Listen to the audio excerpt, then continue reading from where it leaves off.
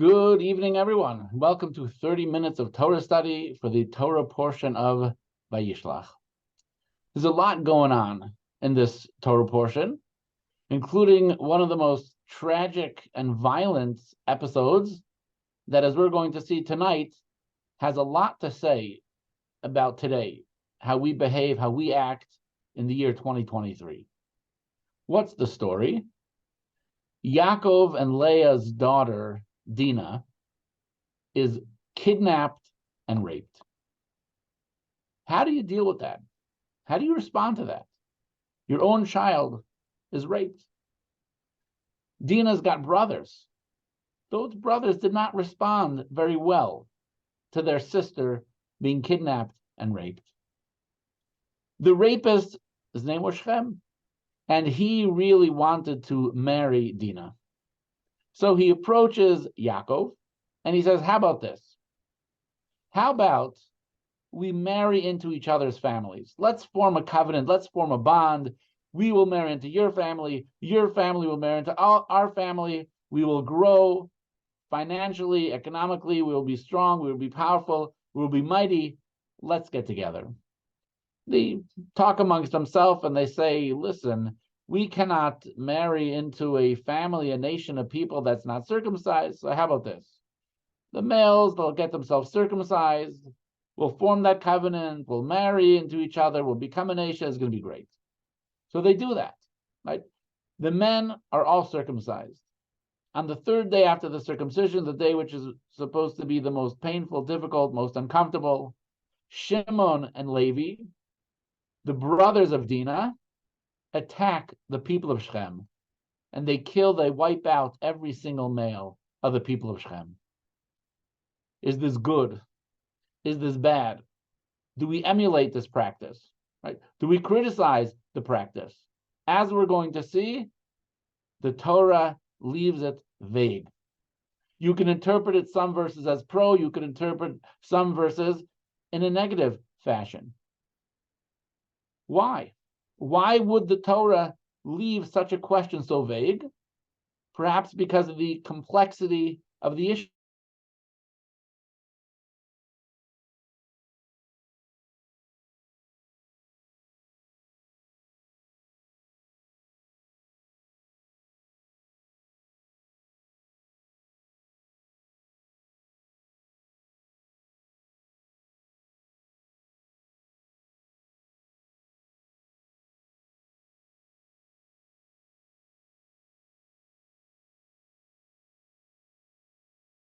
Were raped and so many were murdered. How do you respond? Right? They're right now kidnapped among Hamas. Do you just attack Hamas itself? Are you allowed to bomb indiscriminately the entire Gaza, regardless of the number of civilians that you kill? Is there a message? Is there an instruction from this story in this week's Parsha? So let's break it down. Let's review parts of the story. Let's see what the commentaries have to say and see what clarity we can gain. The first text from the Parsha, right, top of the screen. And it came to pass on the third day when they were in pain that two of the sons of Yaakov, Shimon and Levi, Dinah's brethren, took each man his sword, came upon the city unresisted. Right? There were no rockets being shot at them at the time. Right? There was no military that they were facing. There weren't terrorists hiding in bunkers. These were people who were incapacitated. They did not have the ability at that moment and that time to defend themselves, and they slew all the males. That is factually what happened in the story. How does Yaakov, their father, respond? We go to the next paragraph. And Yaakov and Shimon and Levi, you have brought trouble on me to make me odious among the inhabitants of the land, among the Canaani and the Perizi, and I being few in number, they shall gather themselves together against me and slay me, and I shall be destroyed, I and my house. Right? Before reading the last line, let's reflect upon this. Does Yaakov say what you did was right, holy, and just? No, not even close. Does he say what you did was wrong and a crime? No, he does not say that either. He said what you did was dangerous. It's dangerous because if we are trying to live amongst these people, and if we commit such acts of violence, maybe they will then hate us, and that's putting us in danger. Another way of saying this is, you are going to create more terrorists. You may have heard people on the news say this, right? You're going to bomb Hamas, you're just creating more Hamas terrorists. Right? I'm not saying that this is exactly what Yaakov said, but there is a hint of that argument there. We have to live amongst these people. You wiped them all out. And Yaakov could even be saying, maybe you're right, you're justified in what you're doing, but it's dangerous. What do Shimon and Levi respond? But they said, should he deal with our sister as with a harlot? Could we allow this to happen? Yes, you have legitimate concerns. However, we cannot allow this behavior to take place. Who are we? What would we be as a people, as a family, as a nation, to allow such atrocities to take place just because somebody is going to say something? Does Yaakov respond? No, he does not respond. Does he agree? Does he disagree? He doesn't say, but there is no response. So we see very powerful arguments being made forth. The last word, Shimon and Levi. Let's look at one of the very prominent commentaries has to say, the Orach Chaim HaKadosh. He writes, it is also possible that the brothers considered their action as one that would serve notice on the Amorites not to take liberties with their family. Having seen what happened to an individual who used violence against a member of Jacob's family, the Amorites would take this to heart and be forewarned of the consequences of such deeds in the future. So the Orach Chaim is explaining what was the logic of Shimon and Levi. The logic of Shimon and Levi is, we are vulnerable. We are one nation, one family, small, amongst many other nations who may not love us, who may not like us. If the nations get wind of the fact that they can kidnap one of us, rape one of us with no consequence, we're done for, we're finished, we will never have peace. But if we demonstrate to those nations who surround us, you mess with us, if you perpetrate such a crime against our people, you're gone, you're finished, right? It will not be tolerated. And that's the message that Shimon and Levi had to say. Well, we're not in a good neighborhood. And they told their father, you think that we're just going to be nice and we're going to make a peace treaty with Shechem who raped our family and, oh, the hostages gets returned and suddenly it's going to be kumbaya? It's not going to work like that. That represents weakness and we will be attacked again. We have to definitively destroy, wipe out the people of Shechem.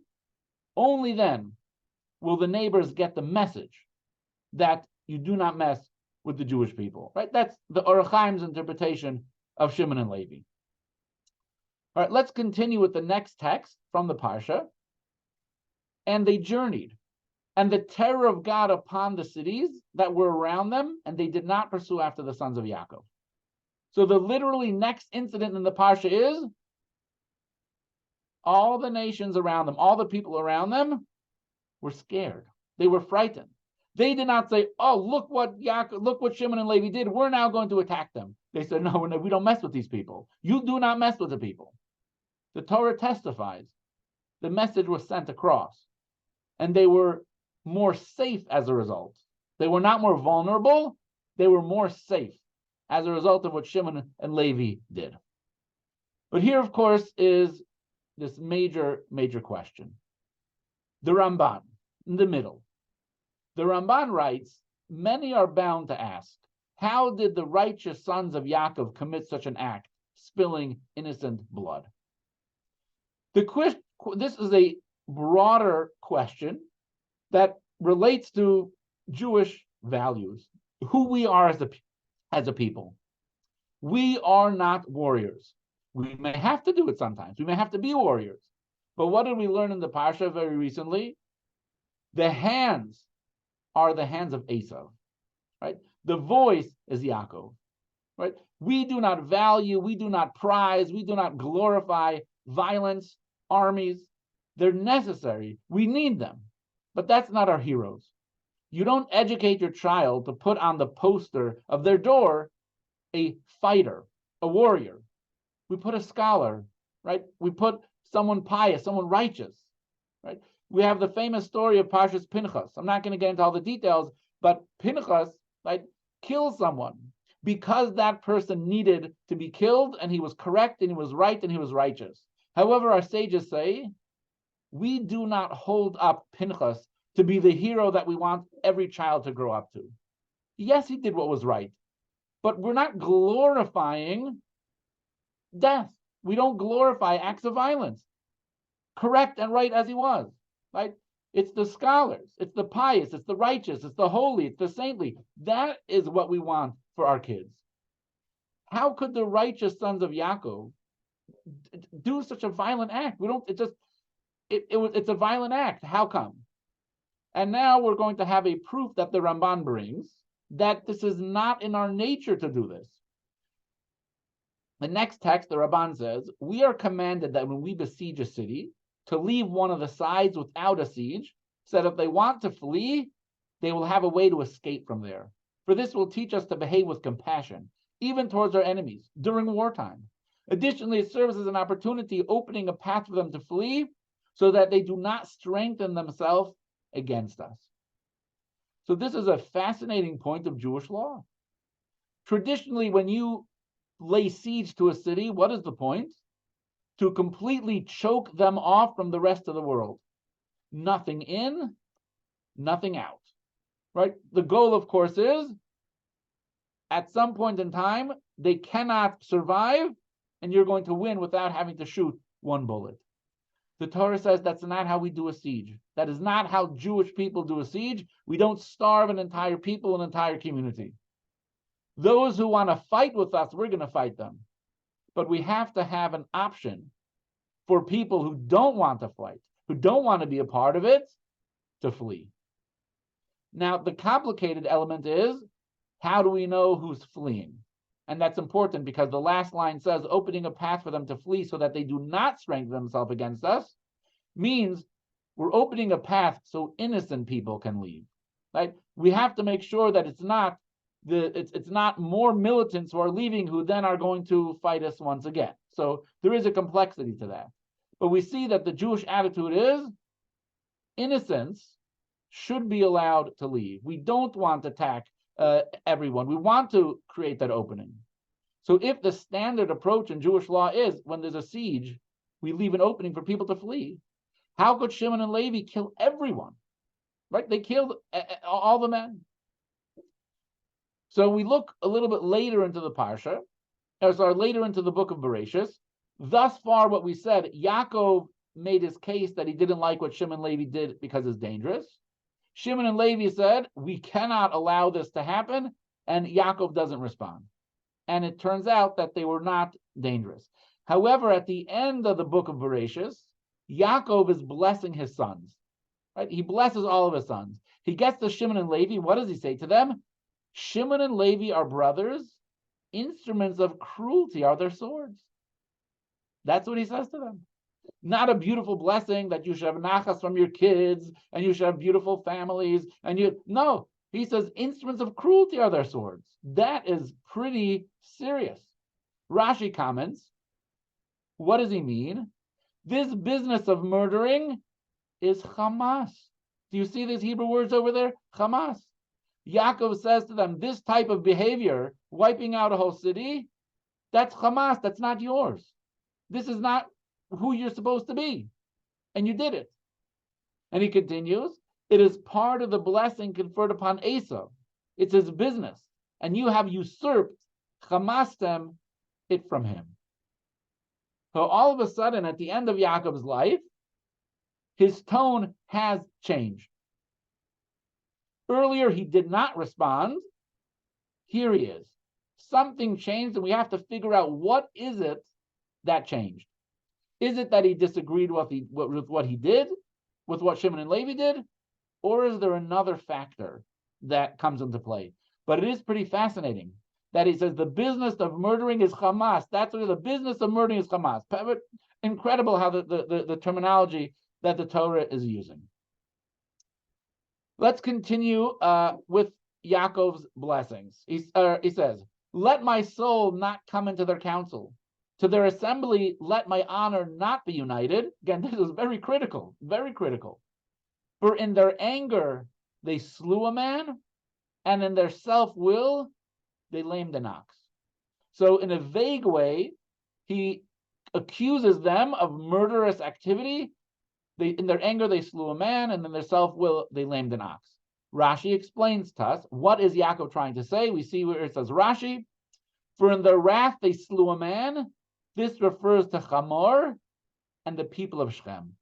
For Shimon and Levi, it was so easy that they were able to wipe them all out as if it was one person. So Yaakov is directly criticizing them for the killing of the people of Shechem. And then he says, "And in their self-will, they lamed an ox."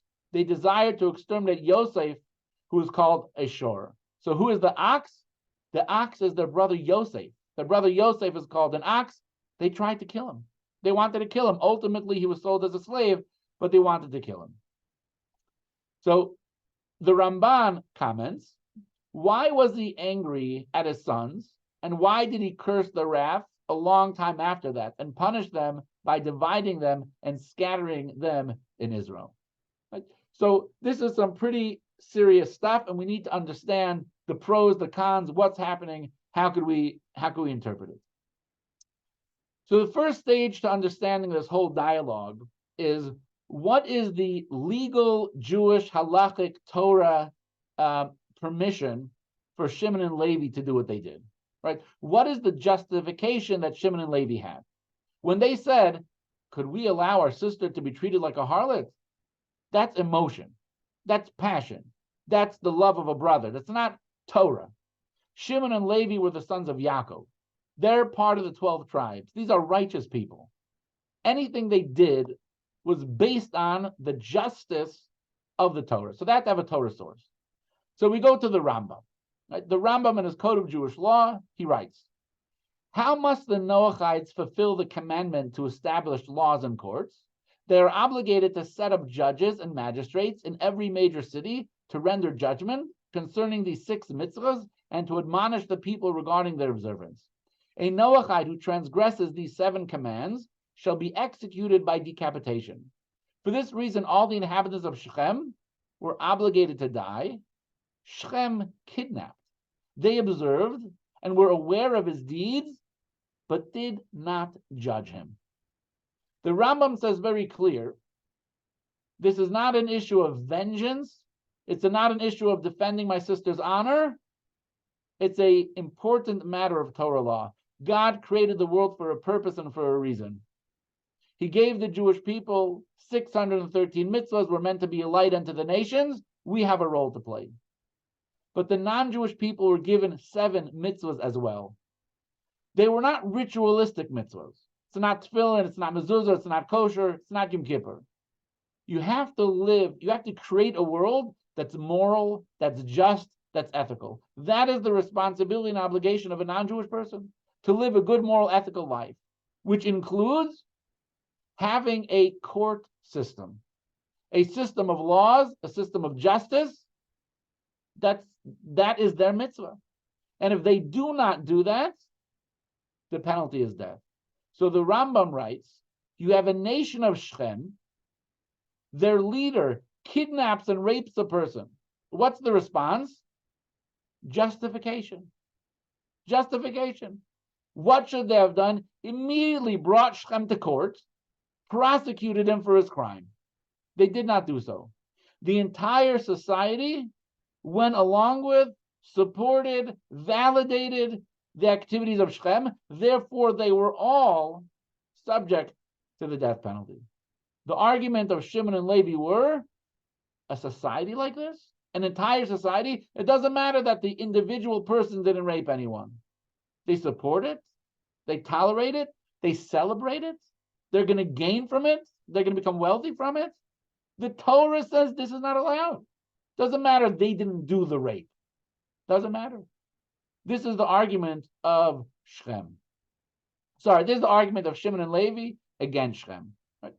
Let's go to the next commentary. This is a more recent commentary Shiuri Leil Shlishi. I'm not sure who the author of that is, but he quotes Rabbi Yecheskel Abramsky, which is recent. He says, it is brought down from the commentary of Rabbi Yecheskel Abramsky, who interpreted the verse, the sons of Jacob came upon the slain and plundered the city that had defiled their sister. He suggests from the wording of the verse, it is implied that all the men of the city were considered complicit in defiling their sister. Furthermore, in the insights of the Brisker Rav on the Torah, he demonstrates from what God said to Avimelech, and if you do not restore Sarah, know that you will surely die, you and all that's yours. That his entire kingdom would incur death because they did not bring charges against Avimelech over the abduction of Sarah. So there's actual biblical precedent for this. There's not something that Shimon and Levi made up. A few parshas ago, Sarah, Abraham's wife, our matriarch Sarah, was kidnapped by Avimelech. The same story. And God said to Avimelech, if you do not return her, not just you are going to die, but you, your entire kingdom are going to incur death. Because we cannot tolerate an entire society that values and thinks that it's okay and is acceptable, and not only that, celebrates such behavior and activity. So Shimon and Levi actually had a biblical precedent for the activities that they did. It was a mitzvah as God demonstrated. Here we have a comment of the Ramban, right? We're getting a little bit text heavy here tonight, but it's important to study these texts. Were not the people of Shechem and all 7 nations idol worshippers, perpetrators of unchaste acts, and practitioners of all things that are abominable to God? In many places, Scripture loudly proclaims concerning them, upon the high mountains and upon the hills and under every leafy tree, etc., thou shalt not learn to do after their abominations. For all these abominations have the men of the land done.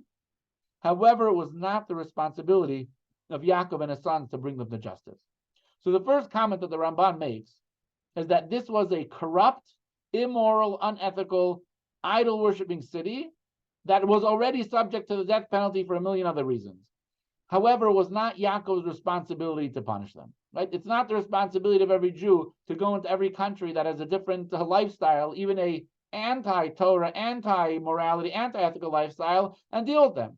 Right? We can't function, we can't operate like that. But the matter of Shechem was that the people of Shechem were wicked by virtue of their violation of the 7 Noachide laws, and had thereby forfeited their lives. Therefore, Yaakov's sons wanted to take vengeance on them with a vengeful sword, and so they killed the king and all the men of the city who were his subjects, obeying his commands. The covenant represented by the circumcision of the inhabitants of Shechem had no validity in the eyes of Jacob's sons, for it was done to curry favor with their master and did not represent a genuine conversion. So to explain, there are people who say, how could Shimon and Levi commit this act of violence? They made a covenant with them. They signed a peace agreement. You signed a peace agreement with them. How can you violate it? So what does the Ramban explain? The peace agreement that was made between the residents of Shechem and Yaakov's family was not worth the paper that it was printed on. It was dishonest. It was a lie. This was not 2 nations actually coming together for peace.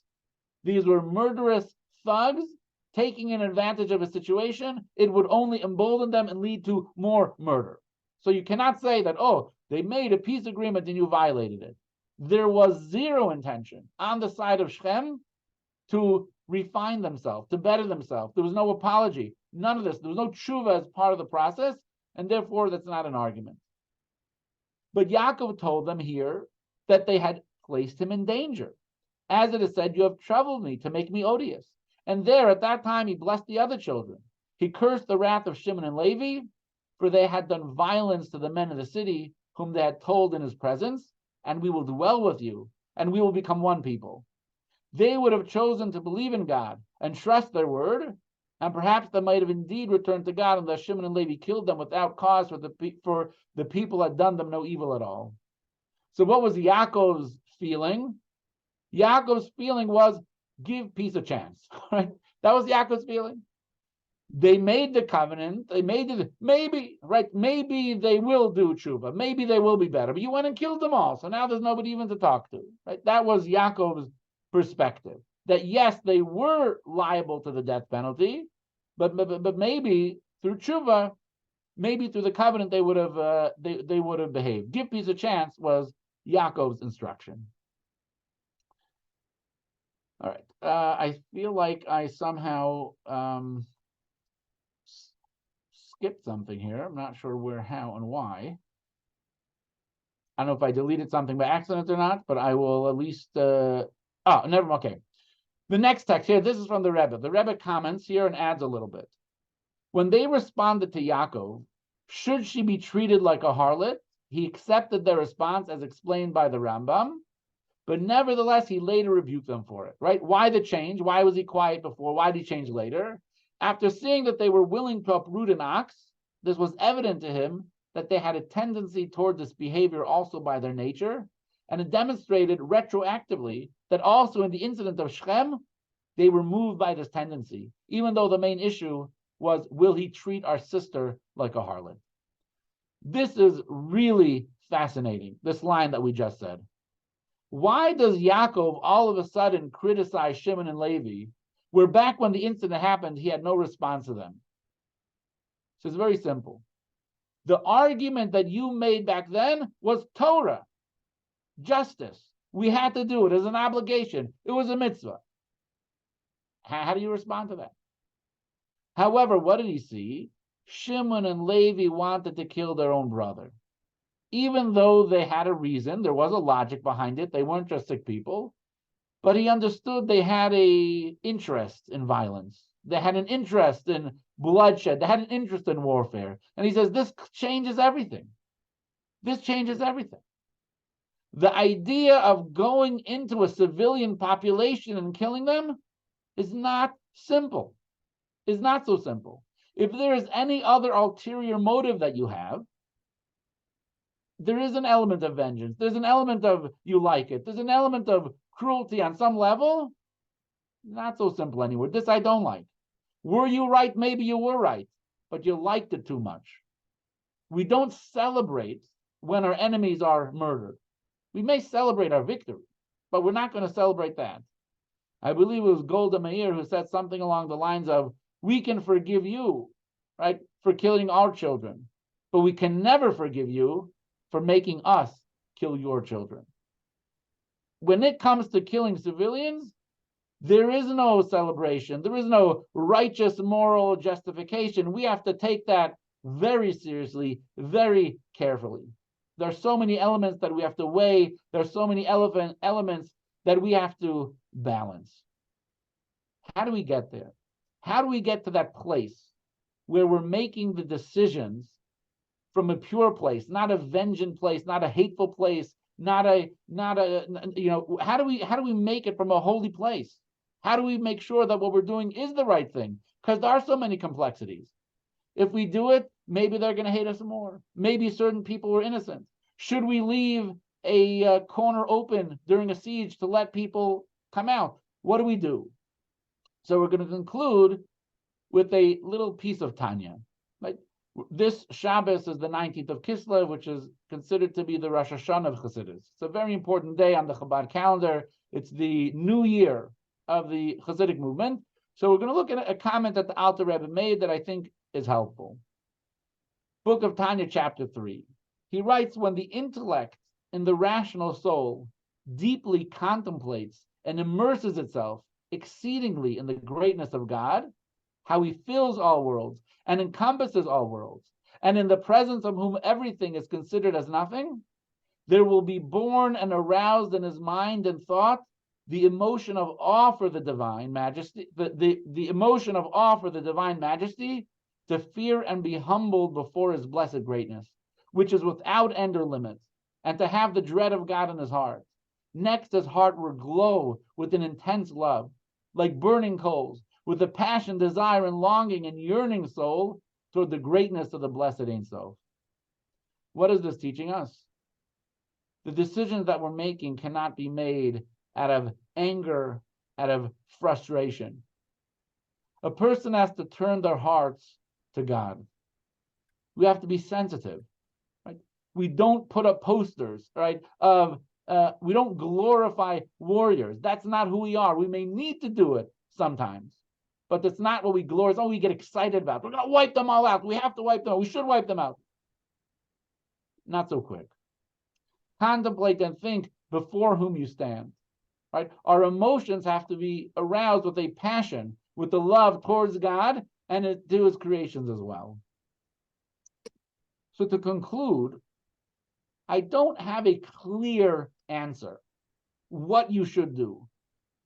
But we see the Torah makes both points. The Torah does make a point.